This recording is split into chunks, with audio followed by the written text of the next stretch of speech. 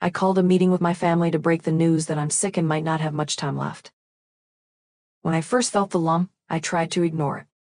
Maybe it was nothing, just one of those things that happen to women. But as the days passed and it didn't go away, a nagging worry settled in the back of my mind. I didn't rush to the doctor.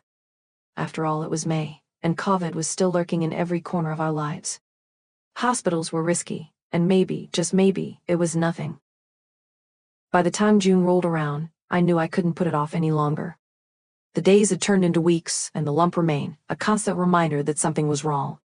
When I finally sat in that cold, sterile doctor's office, the words, "Stage 2 breast cancer," hit me like a ton of bricks. Everything else the doctor said was a blur. My mind was stuck on those few terrifying words. I had cancer. The news was like a shadow looming over me, growing darker and heavier each day. I knew I couldn't keep it to myself for long. My family needed to know. My brother, who I had always been close to, deserved to hear it from me in person. And so did the rest of the family. After all, they were my anchor, the people who had always been there for me. I needed them more than ever now. So, 2 days ago, I called everyone together. It was the first time we'd all be in the same room since the lockdown started. I needed their support, their love. But as it turns out, I wasn't the only one with news. My brother had called me before the gathering, sounding excited and joyful. "I have something to share too," he said, his voice bubbling with happiness. He didn't know what I would tell everyone, and honestly, I couldn't bring myself to dampen his spirits. So I let him go first. The air was filled with laughter and light-hearted chatter when the family arrived. My brother took center stage, his smile stretching from ear to ear as he announced his wife was 4 months pregnant. The room erupted in congratulations. Everyone was thrilled. It was as if nothing could go wrong at that moment. Their joy was palpable, and I couldn't ruin it. An hour drifted by, filled with lively toasts to the new baby and excited discussions about potential names, nursery themes, and all the joyful possibilities that lay ahead.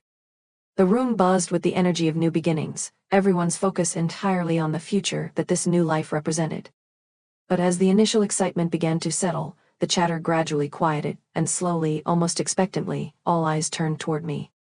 This was the moment I had been dreading since I had called everyone together.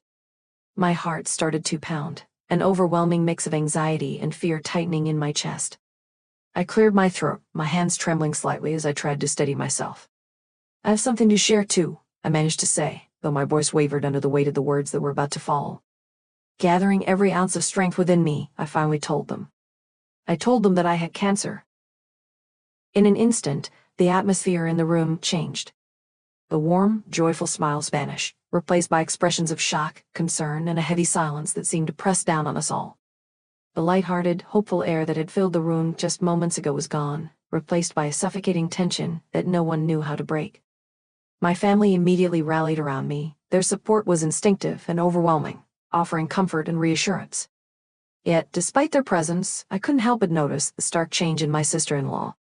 She was no longer the radiant, joyful woman who had been the center of attention earlier.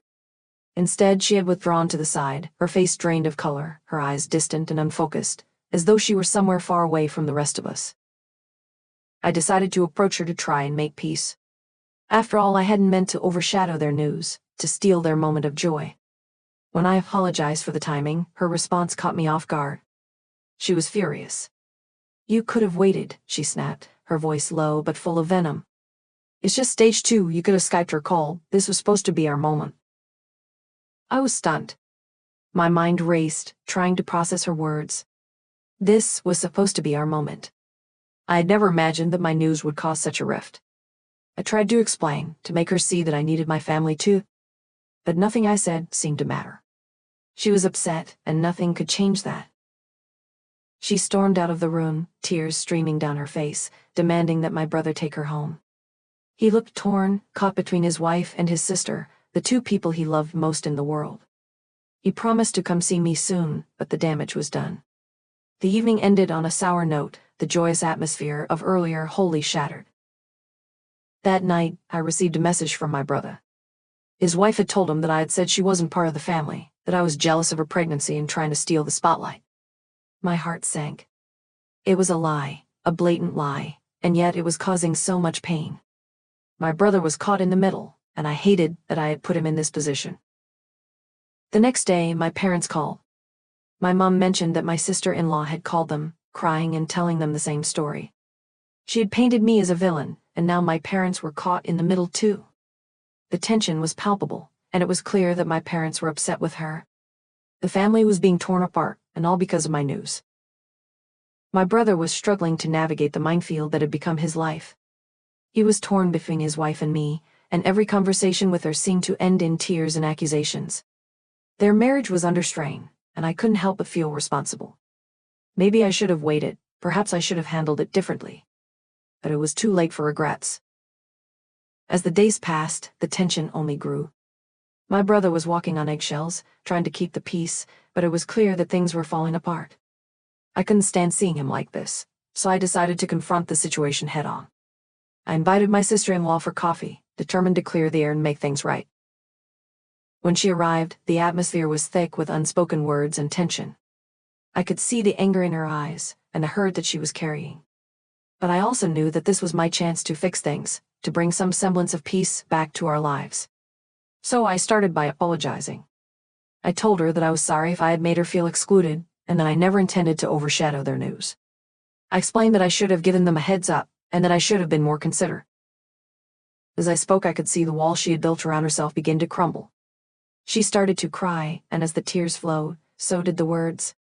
She vented about how lonely she had felt, how she believed my brother always put me first, how their marriage was struggling, and how my news had pushed her over the edge. She admitted that she had lied, hoping to garner more sympathy, but instead it had backfired, leaving her feeling even more isolated. We talked for hours, airing out all the grievances and misunderstandings that had been plaguing between us. By the end, she apologized for how she had acted and the lies she had told. It wasn't an easy conversation, but it was a necessary one. My brother came to pick her up later, and they went home together, both looking more at peace than they had in days. He texted me later that night, telling me they had talked for hours and decided to try couples therapy. It wasn't a perfect solution, but it was a start. My parents were still upset, but they promised to try and work things out for the family's sake. Slowly, the storm was beginning to pass, and the calm was returning. None of this would have been possible without the support of the people who had listened to my story and offered advice and encouragement.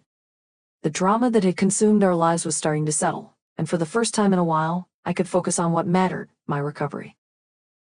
This journey wasn't over, not by a long shot. But with the support of my family and the knowledge that we were all trying to heal, I felt ready to face whatever came next. My sister-in-law and I may never be best friends, but at least now we understand each other better. And for now, that was enough.